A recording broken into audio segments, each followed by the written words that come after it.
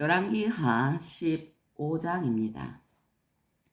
이스라엘 왕 여로보암 제27년에 유다 왕 아마샤야 아들 아사랴가 왕이 되니 그가 왕이 될 때에 나이가 16세라. 예루살렘에서 52년간 다스리니라. 그의 어머니의 이름은 여골리아라. 예루살렘 사람이더라. 아사랴가 그의 아버지 아마샤의 모든 행위대로 여호와 보시기에 정직히 행하였으나 오직 산당은 제거하지 아니하였으므로 백성이 여전히 그 산당에서 제사를 드리며 분향하였고 여호와께서 왕을 치셨으므로 그가 죽는 날까지 나병 환자가 되어 별궁에 거하고 왕자 요담이 왕궁을 다스리며 그 땅의 백성을 치리하였더라. 아사랴의 남은 사적과 행한 모든 일은 유다 왕 역대지략에 기록되지 아니하였느냐. 아사랴가 그의 조상들과 함께 자매 다윗성에 그의 조상들과 함께 장사되고 그의 아들 요담이 대신하여 왕이 되니라. 유다의 왕 아사랴의 제38년에 여로보암의 아들 스가랴가 사마리아에서 6달 동안 이스라엘을 다스리며 그의 조상들의 행위대로 여호와 보시기에 악을 행하여 이스라엘로 범죄하게 한 느밧의 아들 여로보암의 죄에서 떠나지 아니한지라. 야베스의 아들 살룸이 그를 반역하여 백성 앞에서 쳐 죽이고 대신하여 왕이 되니라. 스가랴의 남은 사적은 이스라엘 왕 역대지략에 기록되니라. 여호와께서 예후에게 말씀하여 이르시기를 네 자손이 4대 동안 이스라엘 왕 위에 있으리라 하신 그 말씀대로 과연 그렇게 되니라. 유다 왕 우시야 제39년에 야베스의 아들 살룸이 사마리아에서 왕이 되어 한 달 동안 다스리니라. 가디의 아들 무나헴이 디르사에서부터 사마리아로 올라가서 야베스의 아들 살룸을 거기에서 쳐 죽이고 대신하여 왕이 되니라. 살룸의 남은 사적과 그가 반역한 일은 이스라엘 왕 역대지략에 기록되니라. 그때에 무나헴이 디르사에서 와서 딥사와 그 가운데 있는 모든 사람과 그 사방을 쳤으니 이는 그들이 성문을 열지 아니하였음이라. 그러므로 그들이 그곳을 치고 그 가운데에 아이벤 분야를 갈랐더라. 유다왕 아사랴 제39년에 가디의 아들 무나헴이 이스라엘 왕이 되어 사마리아에서 10년간 다스리며 여호와 보시기에 악을 행하여 이스라엘로 범죄하게 한 느밧의 아들 여로보암의 죄에서 평생 떠나지 아니하였더라. 아수르 왕 불이 와서 그 땅을 치려하매 무나헴이 은 1000달란트를 불에게 주어서 그로 자기를 도와주게 하므로 나라를 자기 손에 굳게 세우고자 하여 그 은을 이스라엘 모든 큰 부자에게서 강탈하여 각 사람에게 은 50세겔씩 내게 하여 아수르 왕에게 주었더니 이에 아수르 왕이 되돌아가 그 땅에 머물지 아니하였더라. 무나헴의 남은 사적과 그가 행한 모든 일은 이스라엘 왕 역대지략에 기록되지 아니하였느냐. 무나헴이 그의 조상들과 함께 자고 그의 아들 부가히야가 대신하여 왕이 되니라.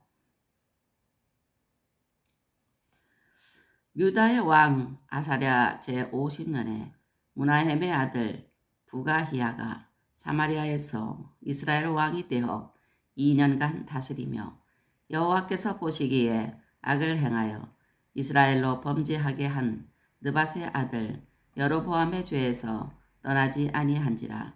그 장관 느말랴의 아들 베가가 반역하여 사마리아 왕궁 호위소에서 왕과 아르곱과 아리엘을 죽이되 길르앗 사람 50명과 더불어 죽이고 대신하여 왕이 되었더라. 부가히야의 남은 사적과 그가 행한 모든 일은 이스라엘 왕 역대지략에 기록되니라. 유다의 왕 아사랴 제52년에 느말랴의 아들 베가가 이스라엘 왕이 되어 사마리아에서 20년간 다스리며 여호와께서 보시기에 악을 행하여 이스라엘로 범죄하게 한 느밧의 아들 여로보암의 죄에서 떠나지 아니하였더라. 이스라엘 왕 베가 때에 아수르 왕 디글랏 빌레셀이 와서 이온과 아벨벳 마아가와 야노아와 게데스와 하솔과 길르앗과 갈릴리와 납달리 온 땅을 점령하고 그 백성을 사로잡아 아수르로 옮겼더라. 우시아의 아들 요담 제20년에 엘라의 아들 호세아가 반역하여 느말랴의 아들 베가를 쳐서 죽이고 대신하여 왕이 되니라. 베가가 남은 사적과 그가 행한 모든 일은 이스라엘 왕 역대지략에 기록되니라. 이스라엘의 왕 느말랴의 아들 베가 제2년에 유다 왕 우시아의 아들 요담이 왕이 되니 나이가 25세라. 예루살렘에서 16년간 다스리니라. 그의 어머니의 이름은 여루사라 사독의 딸이더라. 요담이 그의 아버지 우시아의 모든 행위대로 여호와께서 보시기에 정직히 행하였으나 오직 산당을 제거하지 아니하였으므로 백성이 여전히 그 산당에서 제사를 드리며 분향하였더라. 요담이 여호와의 성전의 윗문을 건축하니라. 요담의 남은 사적과 그가 행한 모든 일은 유다 왕 역대지략에 기록되지 아니하였느냐. 그때에 여호와께서 비로소 아람 왕 르신과 느말랴의 아들 베가를 보내어 유다를 치게 하셨더라. 요담이 그의 조상들과 함께 잠에 그의 조상 다윗성의 조상들과 함께 장사되고 그 아들 아하스가 대신하여 왕이 되니라. 아멘. 할렐루야. 오늘은 열왕기하 15장을 읽었습니다. 열왕기하 15장 1절에서 7절 말씀에 보면 아사랴의 통치가 주는 교훈이 있습니다. 성도는 여호와 보시기에 정직히 행해야 합니다. 아사랴 왕은 우시아라고도 하는 유다 왕입니다. 그는 여호와 보시기에 정직히 행하였습니다. 그는 그의 부왕 아마샤가 교만하여 이스라엘과 싸우다 패하여 예루살렘이 점령 약탈되고 빼앗겼던 통치권을 완전히 회복하였습니다. 그는 블레셋과 아라비아에 대하여 대승하고 암몬 사람 등으로부터 공물을 받는 등 유다를 막강하게 만들었습니다. 하나님의 백성은 여호와 보시기에 정직하고 선량한 일을 행할 때 여호와께서 복을 주시고 모든 대적을 그 앞에서 쫓아내시고 아름다운 땅을 차지하게 하시겠다고 언약하신 것을 기억해야 합니다. 신앙생활은 철저히 말씀에 따라야 합니다. 아사랴가 여호와를 예배했으나 산당을 제거하지는 않았으므로 백성이 여전히 그 산당에서 제사를 드리며 분향하였습니다. 산당은 신을 숭배하는 장소를 가리키는데 팔레스타인에서는 옛부터 산당이 지방 성소로서 존재하였고 거기서는 아세라 주상 분향 제단 등이 설치되고 관능적인 제사가 거행되었습니다. 이스라엘 역사의 초기에는 산당에서 여호와를 예배하는 관습이 있었는데 종종 이교적인 관습으로 오염되고 있었습니다. 이것이 산당 배격 운동이 일어난 주된 이유 중 하나였습니다. 신앙생활을 하려면 철저히 해야 되는 것입니다. 또 불순종은 무서운 심판을 받습니다. 아사랴는 나라가 번영하니 교만해져서 제사장의 충고에 귀를 기울이지 않고 여호와의 전에 들어가 제사장 외에는 금지된 분향을 하려고 하다가 여호와께서 치심으로 그 자리에서 나병이 발병하여 여생을 나병한 자로 지냈습니다. 그러니까 신앙생활은 철저히 말씀에 따라야 되는 것입니다. 그래서 아사랴가 참 여호와 보시기에 정직히 행하였습니다. 또 신앙생활을 철저히 말씀 따라 행하였습니다. 그러나 아사랴가 나라가 번영하니 교만해져서 제사장의 충고에 귀를 기울이지 않고 여호와의 전에 들어가서 제사장 위에는 금지된 분향을 하려다가 여호와께서 치심으로 그 자리에서 나병이 발병하여 여생을 나병한 자로 지냈던 것입니다. 이 교훈은 또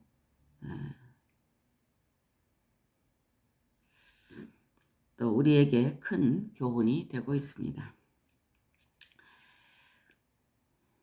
왕하 15장 8절로 22절 말씀에 보면 선자는 넘어질까 항상 조심해야 됩니다.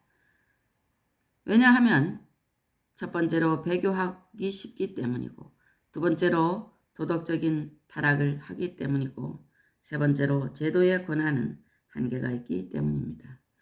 솔로몬 왕의 말년의 타락으로 말미암아 주전 933년경 그의 아들 르호보암 때에 이스라엘이 북왕국 이스라엘과 남왕국 유다로 쪼개집니다. 그 후 북왕국 이스라엘에서는 19왕이 부침하다가 주전 722년경 아수르에게 완전히 멸망당하였는데, 특히 여로보암 2세 이후 마지막 20년 사이에 6왕이 바뀌고 그 가운데 4번은 반역으로 왕조 자체가 바뀌는 등 대혼란을 겪었습니다. 북왕국 이스라엘을 구성하는 이스라엘의 10지파도 하나님의 선민임에는 틀림없지만 그 19왕이 모두 악한 왕이었고, 특히 마지막의 대혼란기에는 왕이 된 자들이 하나님의 말씀에도 불구하고 여호와 하나님을 생각한 흔적은 없고 모두들 배교 그 자체였습니다. 왕이 되었으면 하나님의 말씀에 따라 백성을 잘 인도하면 하나님이 그 왕위를 견고하게 해주실 터이지만, 하나님을 떠난 왕들은 여전히 인간적인 방법으로 물고 물리는 혼란만 거듭했습니다. 물고 물리는 혼란만 거듭했습니다. 오늘날에 있어서도 큰 교회를 이루는 등 섰다고 생각했을 때에 스스로 왕으로 착각하여 인간적인 방법이 동원되고 배교하기 쉽기 때문에 특히 조심해야 합니다. 또 도덕적인 타락을 하기 때문입니다. 세상적인 권력을 잡았을 경우 도덕적으로 해이해지고 타락하기 쉽습니다. 남왕국 유다의 왕들 가운데에서도 그러한 예를 많이 보았는데, 북왕국의 악한 왕들은 말할 필요도 없습니다. 그들에게서는 오로지 권력에 대한 집착으로 인간적인 도덕심 같은 것은 찾아볼 수 없었습니다. 외형상으로는 교회의 형식을 갖추었어도 그 가운데서 인간적인 세력권을 형성하면 인간이기를 포기하는 발염치가 난무할 수 있기 때문에 만물의 마지막이 가까울수록 정신을 차리고 근신해야 되는 것입니다. 또 제도의 권한은 한계가 있기 때문입니다. 인간의 모든 권세는 하나님께로부터 나오는 것으로서 하나님의 목적에 따른 한계가 있기 때문에 섰을 때 조심해야 되는 것입니다. 그러니까 선자는 넘어질까 조심해야 되는데, 배교하기 쉽고 또 도덕적인 타락을 하기 쉽고 제도의 권한은 한계가 있기 때문인 것입니다.